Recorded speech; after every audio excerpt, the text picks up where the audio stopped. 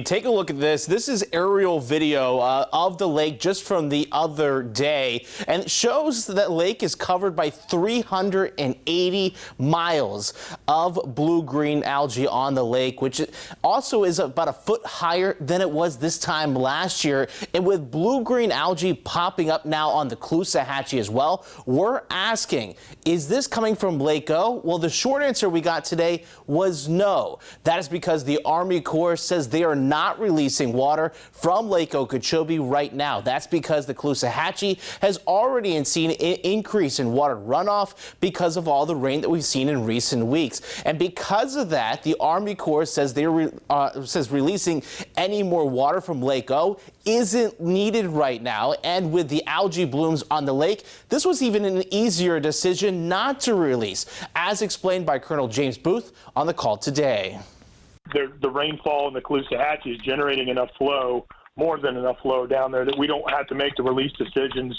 Over the last week, we haven't been releasing east or west, even though sometimes we may have algal blooms sitting up against those structures. So that makes it easy. The harder part would be if there's a need to push water or release water and we have a bloom up against it. So it would all depend on what the timing is, what decision I would make on releases.